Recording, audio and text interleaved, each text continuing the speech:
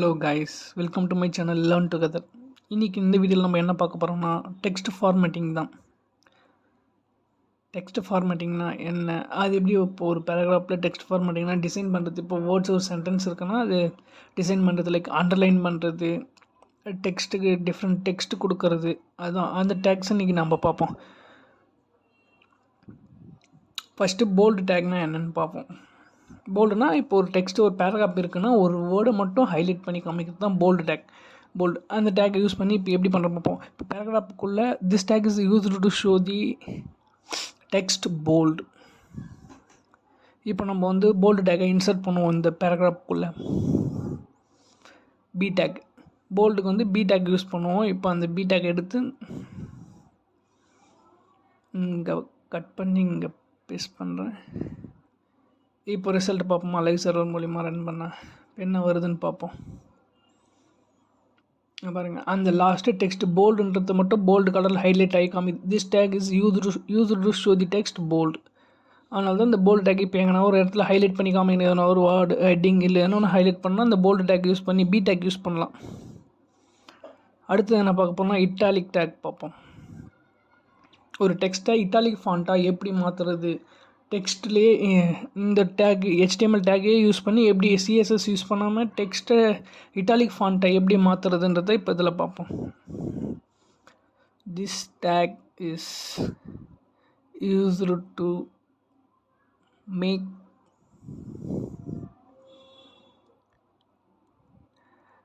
a text italic.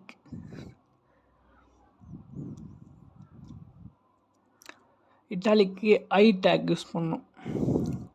I tag use பண்ணால் அந்த text நம்ம என்ட்ரு பண்ணுற அந்த கேப்பில் இருக்க மொத்த டெக்ஸ்ட்டுமே இட்டாலிக் ஃபாண்ட்டாக மாறிடும். இப்போ சேவ் பண்ணிட்டு ரன் பண்ணி பார்ப்போமா. அங்கே பாருங்கள், அந்த text used to make a text italic. அந்த டெக்ஸ்ட் மட்டும் ஃபாண்ட்டு மட்டும் கொஞ்சம் டிஃப்ரெண்ட்டாக இருக்கும். திஸ் டேக் இஸ் யூஸ்டு ரெண்டுத்துக்கும் டிஃப்ரெண்ட். அதனால் இட்டாலிக் டேக் யூஸ் பண்ணி கொஞ்சம் டிஃப்ரெண்ட்டாக ஷோ பண்ணுறதுக்காக யூஸ் பண்ணலாம். பாருங்கள், மேக் ஏ டெக்ஸ்ட் மட்டும் இட்டாலிக்னு இருக்கும். நெக்ஸ்ட் டேக் பார்ப்போம். நெக்ஸ்ட் அதேமாரி ஒரு பேராகிராஃப் க்ரியேட் பண்ணிப்போம். பேராகிராஃப்குள்ளே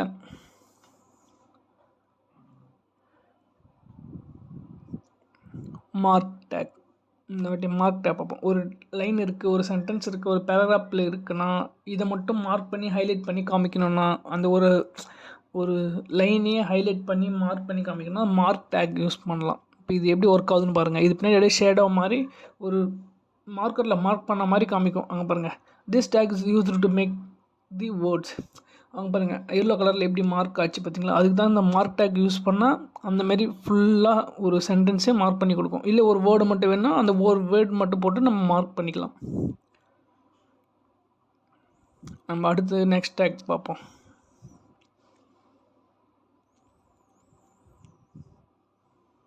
அடுத்தது அண்டர்லைன். இப்போ ஒரு சென்டென்ஸ் இருக்குன்னா அதில் வேர்டு இல்லை ஒரு சென்டென்ஸ் எப்படி அண்டர்லைன் பண்ணுறது அப்படின்னு பார்ப்போம். அதுக்கு யூ டேக் யூஸ் பண்ணோம் அண்டர்லைனுக்கு. This tag is used to underline the text. இப்போது இந்த டெக்ஸ்ட் எப்படி அண்டர்லைன் ஆகி காமிக்குதுன்னு சேவ் பண்ணிட்டு ரன் பண்ணி பார்ப்போம். நீங்களே பாருங்கள், இந்த டெக்ஸ்ட்டு ஒரு லைனுக்கு கீழே எப்படி ஒரு அண்டர்லைன் பண்ணி ஒரு கோடு வருது பாருங்கள்.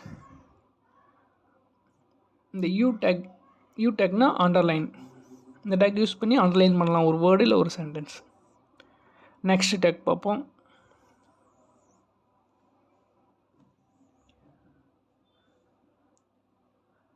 நெக்ஸ்ட் டேக் வந்து சூப்பர் ஸ்கிரிப்ட்.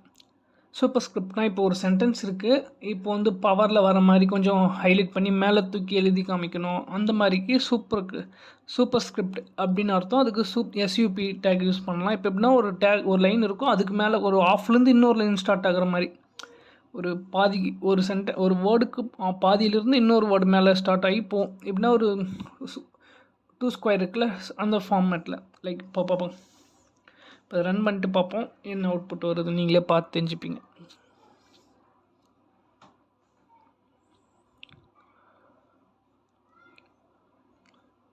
அதான் this content slightly above normal line. இப்போ எப்படின்னா ஒரு லைனுக்கு ஸ்லைட்லி அபோவ் மேலே நார்மல் லைன் லைட்டாக மேலே இருக்கும்.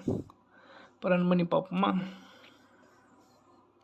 ஃபுல்லாக போட்டால் உங்களுக்கு தெரியாது. அதனால் ஒரு பாதியில் எடுத்து இந்த டேக்கை யூஸ் பண்ணுவோம். இப்போ சேவ் பண்ணிட்டு ரன் பண்ணுவோம்.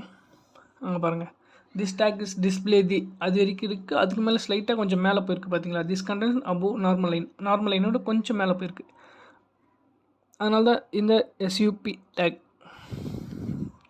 இப்போது அதுவே கீழே வரணுன்னா என்ன பண்ணலான்னு பார்ப்போம்.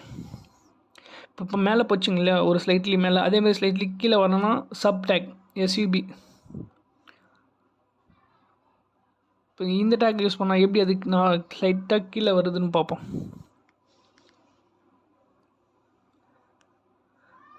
Display the content slightly above normal line இல்லை பிலோ.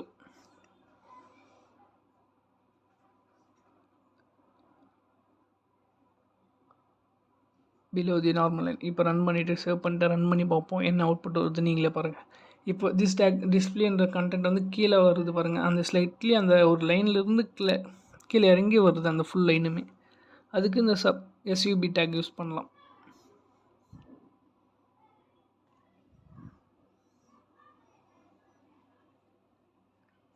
இப்போ அடுத்தது டிலீட் டேக் பார்ப்போம். டிலீட் டேக்னால் இப்போ இந்த டிலீட் டேக் யூஸ் பண்ணால் அந்த வேர்டு வந்து அடிச்சிருக்கோம் ஒரு வெப்சைட்டில். இப்போது நம்ம ஒரு பேராகிராஃப் எழுதுகிறோம், ஒரு லைன் தப்பாக இருக்குது, அடித்து காமிக்கணும், அந்த வேர்டுக்கு மேலேயே அடித்து காமிக்கணும்னா அந்த டெலிட் டேக் யூஸ் பண்ணலாம். This take use to delete the words. அது எப்படின்னா ஒரு அண்டர்லைன் பண்ணி காமிக்கும், அந்த வேர்டு இல்லை சென்டென்ஸ் மேலே அடித்த மாதிரி ஸ்ட்ரைக் அவுட் பண்ண மாதிரி இருக்கும் delete டேக் யூஸ் பண்ணால். அதுதாங்க டெக்ஸ்ட் ஃபார்மேட்டிங் டேக்ஸ் இன்றைக்கி பார்த்தோம். கண்டிப்பாக இதிலிருந்து சில இன்ட்ரெஸ்ட்டில் எம்சிக்யூவில் கொஸ்டின் கேட்பாங்க, டெக்ஸ்ட் ஃபார்மேட்டிங் டேக்ஸ்னால் என்ன அப்படின்னு கேட்பாங்க. மறக்காமல் ப்ராக்டிஸ் பண்ணுங்கள். ப்ராக்டிஸ் பண்ணிங்கன்னா தான் ஞாபகம் இருக்கும். சப்ஸ்கிரைப்